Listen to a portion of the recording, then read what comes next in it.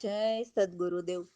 માનવ મહિમા ભાગ 25 એ હે માનવ, આ માયાથી આ પાંચ તત્વની કાયા બની અને આ કાયાને સંતોએ મંદિર કીધું। કારણ કે જેટલી રચના થઈ નામ સુરતાથી માંડીને ખુદ પરમાત્મા કે સૂર્ય કે ચંદ્ર કે નવલખ તારા કે નવગ્રહ કે 999 નદીઓ કે 7 સમુદ્ર વગેરે બધી જ રચના જે રચેલ છે તે માનવ દેહમાં છે। પછી તમો અવતારી દેવ કે દેવીઓને જે તમો તમારા બનાવેલ મંદિરમાં ગોતવા જાઓ તો તે મૂર્તિ તમોએ બનાવેલ છે। પણ હે માનવ, જોવા જાવ તો આ હરતું ફરતું આ માનવ દેહ મંદિર જ છે। પછી તેમાં જે કોઈ બિરાજમાન છે તે પાંચ તત્વ સિવાય બધું બ્રહ્માંડમાં અને બ્રહ્માંડથી ન્યારા પણ પ્રગટ મંદિરો છે। તો આ પૃથ્વી લોકથી પર જે મંદિરો છે તેમાં સાક્ષાત દેવ અને દેવીઓની મૂર્ત બિરાજમાન છે। એટલે કહેવાના મતલબ તો ઘણા હોય છે, પણ કોઈ કહે અમે બાળક કૃષ્ણને માનીએ ને કોઈ કહે અમે મોટા કૃષ્ણને માનીએ, આવા જોકે અનેકના એક કૃષ્ણને માનવાના વિભાગ ઘણા કરી નાખ્યા છે। તો કહેવાનું તે થાય છે કે આ પૃથ્વી લોકથી પર બ્રહ્માંડના મંદિરમાં કૃષ્ણના મંદિરમાં મૂર્ત જો કોઈ સદગુરુ નયનોથી તે મૂર્તના દર્શન કરાવી દે તો આ અનેક કૃષ્ણ મૂર્તિ ધર્મના વાદ વિવાદ મટી જાય। હે માનવ, વાદ વિવાદ તો અનુમાન અને અંધશ્રદ્ધાના છે અને તે વાદ વિવાદ પાછો અનુમાની અને આંધળાની વાતમાં આપણે આવી જઈને કરીએ છીએ। માટે પ્રથમ તો વાદ વિવાદ ક્યારે મટે? જ્યારે આપણે નયનોથી દર્શન કરીએ અને અનુભવ કરીએ તો વાદ વિવાદનો અંત આવે, નહીતર મનુષ્ય દેહ પૂરો થઈ જાય તોય અંત આવે નહીં। મનન કરો, રામ ભરોસે। હે માનવ, હર કોઈ સદગુરુના શબ્દ સમજી લ્યો કે એ ભજન વિશે શું કહેવા માંગે છે। જાગ્રતમાં સુષુપ્તિ વર્તે એવું કહે છે, એટલે એવું કહેવા માંગે છે કે આ સુરતા ભજન જાગ્રત અવસ્થાનું છે, એટલે જાગ્રતમાં જ થઈ શકે છે। એમાં એવું નથી હોતું કે સુરતા ચડી જાય ને કંઈ ખબર ન રહે। આ તો ભીતર સુરતા ક્યાંથી ક્યાં ચાલે છે એ જોવાનો અનુભવ કરતા કરતા ભજન કરવાનું હોય છે અને સુરતાથી નિજ સ્વર જ્યાં સ્થિત છે તે જોવાનું છે અને એમાં સુરતાને સમાવવાની છે। એટલે આ ભજનના અલગ અલગ સ્ટેપ હોય છે, પણ આ છેલ્લું સ્ટેપ જો કોઈને આ ભજન આવડી જાય તો એ આ 3 લોકથી પર ચોથા લોકમાં જે પરમાત્માનો દેશ છે ત્યાં પહોંચી જાય છે। એટલે આ જાગ્રત ભજન એવું છે કે દેખવા છતાં ન દેખે અને સાંભળવા છતાં ન સાંભળે, કેમ કે સુરતા તરફ જ મનને ધ્યાન લગાવવાનું છે। બોલવા છતાં બોલે છતાં પણ ન્યારા, અહંકાર પર નિરઅહંકારી, બુદ્ધિ છતાં નિર્બુદ્ધિ, કરતા છતાં અકર્તા કહે તો એવા જ્ઞાનીને અકથ કદર, એટલે જ્ઞાનીની ગતિ લખી ન શકાય, જે આદિ અંત અને મધ્ય પર છે, જેમની શોભા અગમ નિગમ કહીને પણ થાકે છે। તો એવા જ્ઞાનીના જ્ઞાન લખો જે જ્ઞાની સદા આત્મ સ્વરૂપ મહાવિમલ જ્યાં સર છે, એટલે અતિ નિર્મળ સ્વચ્છ છે। તો એવા સદગુરુ પ્રવીણરામ સનાતન, એટલે સર્વના અનુભવી સર્વ જાણનારા નિજ સ્થિતિ દ્રષ્ટા ચેતન છે। જય સદગુરુદેવ। હે કોઈ સમજી લ્યો સદગુરુના શબ્દો, જાગ્રતમાં સુષુપ્તિ વર્તે, નિજ સ્વરૂપ સ્થિત કોર રે, કોઈ સમજી લ્યો સદગુરુના શબ્દ, દેખવા છતાં કશું ન દેખે, સાંભળવા છતાં કશું ન સાંભળે, બોલવા છતાં બોલે તે ન્યારા, સદા સુષેત સદર રે, કોઈ સમજી લ્યો સદગુરુના શબ્દ, અહંકાર પર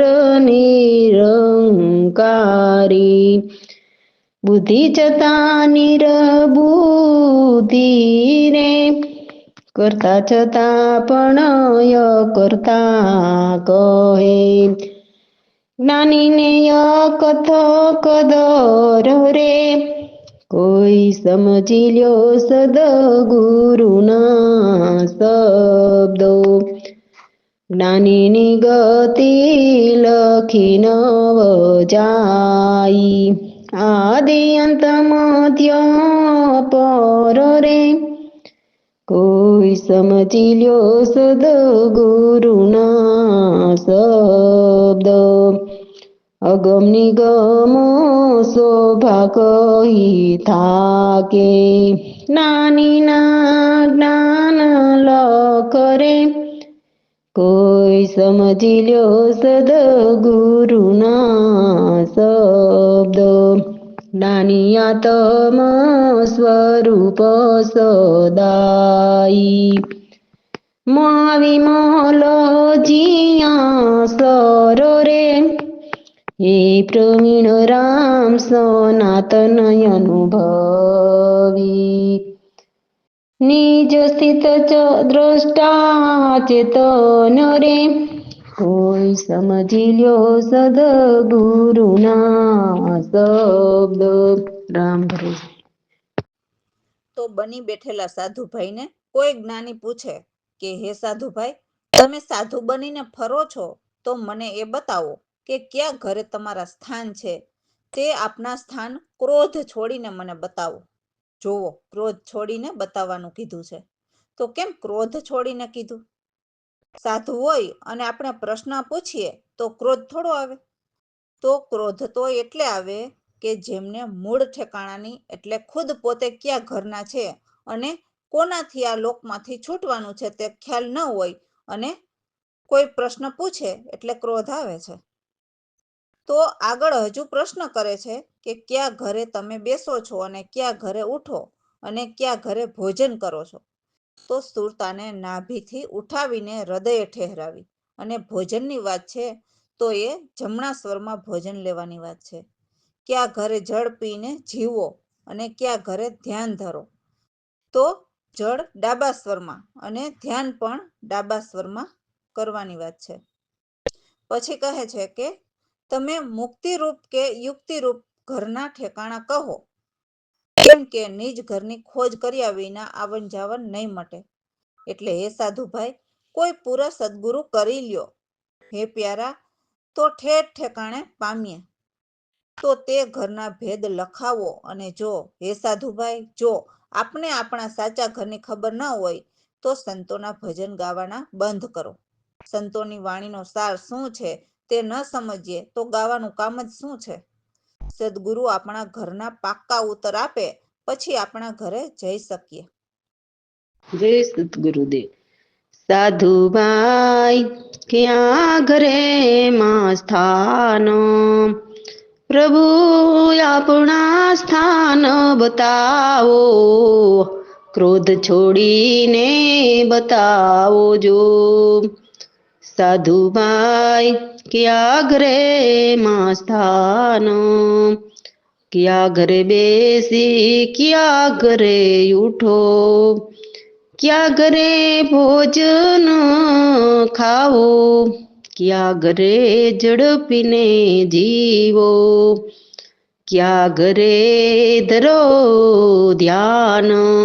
સાધુભાઈ ક્યાં ઘરમાં સ્થાન, મુક્તિ રૂપ કે યુક્તિ રૂપ રે, કઈ ઘરના ઠેકાણા, નિજ ઘરની ખોજ કર્યા વિના મટે નહીં આવનું જાવન. સાધુબાઈ કયા ઘરે માં સ્થાન, સતગુરુ પૂરા કરી લે પ્યારા, પામીએ ઠેઠ ના ઠેકાણા. સાધુબાઈ ક્યાં ઘરે માં સ્થાન, આપણા ઘરમાં જય સમાવો, તે ઘર ભેદ લખાવો. સાધુબાઈ ક્યાં ઘરે માં સ્થાન, ઘરની ખબર નહીં હો પ્યારે, છોડ ભજન ના ગાના, પ્રવીણ રામ ઉત્તર આપે પુરા, ફિર આપણા ઘેર જવાના સાધુબાઈ, ક્યાં ઘરે માં સ્થાન સાધુબાઈ, ક્યાં ઘરે માં સ્થાન. રામ ભરોસે. તો હવેની વાણીમાં કે છે કે મારા તો પૂર્વ ભવના પુણ્ય કંઈક સારા કે સદગુરુ મને આવીને મળ્યા. પુણ્ય પ્રગટ્યા કે મારે સદગુરુ સાથે વાત થઈ. હું તો યુગોથી બ્રહ્મને ખોજતો ફરતો હતો. હવે તો સદગુરુ કૃપાથી એક પલમાં જ મેં બ્રહ્માંડ જોઈ લીધા. પ્રભુને ફરિયાદ કરીને ઘણા દિવસો રખડ્યો, અનેક ઉપાય પ્રયત્ન કર્યા, ઘણા અનુભવ કર્યા. એ બધું કરતા કરતા જ્યારે સફળ થઈ ગયો ત્યારે હરિ સામેથી મારે ઘેર આવ્યા. આગલા બધા જ જન્મ મારા નિષ્ફળ ગયા. હવે તો ગુરુ મારે ઘેર આવવાથી મારી પ્રીતમ સાથે લાગી અને બીજું બધું જ પરાયું થઈ ગયું. હવે તો હું મગ્ન બનીને પ્રભુ સાથે સુરતાથી ખેલું અને સુરતથી સદગુરુના ચરણમાં પડ્યો, કેમ કે સદગુરુ પ્રવીણરામ જ્ઞાનીએ કૃપા કરી અને મને હરિ મિલાવ્યા. તો આ દાસલાલ હવે નિર્ભય રહે, ભલે કોઈ જખ મારે તો પણ. રામ ભરોસે. જય સદગુરુદેવ. મારે સદગુરુની સાથે વાત થઈ, પ્રગટ્યા પુણ્ય પૂર્વ ભવના સારા રે, ઘેર રે આવીને મને મળ્યા રે, ખોજતો ફર્યો પુલમાં હાજર રે, બ્રહ્માંડ લીધા જોઈ રે, ફરિયાદ કરે પ્રભુને રે, ઘણા રે દિવસ રડ્યો રે, મારે સદગુરુની સાથે વાત થઈ, કર્યા રે અનેક ઉપાય અને પ્રયત્નો રે, અને ઘણો અનુભવ રે, થઈ ગયો સફળ ત્યારે હરિઘરે આવ્યા રે, નિષ્ફળ ગયા સર્વ જન્મો રે, મારે સદગુરુની સાથે વાત થઈ, લાગી પૂર્ણ પ્રીતમ સાથે, બીજું સર્વ પરાયું થયું રે, બની મગ્ન પ્રભુ સાથે એલું રે, સુરત ચરણમાં પાડો રે, મારે સદગુરુની સાથે વાત થઈ, પ્રવીણ ગુરુએ કૃપા રે કરીને રે, હરે રે મિલાવ્યા મને રે, દાસલાલ ભાયો હવે નિર્ભય, જખ મારે સરવ કોઈ રે, મારી સદગુરુની સાથે વાત થઈ, મારે સદગુરુની સાથે વાત થઈ. રામ ભરોસે.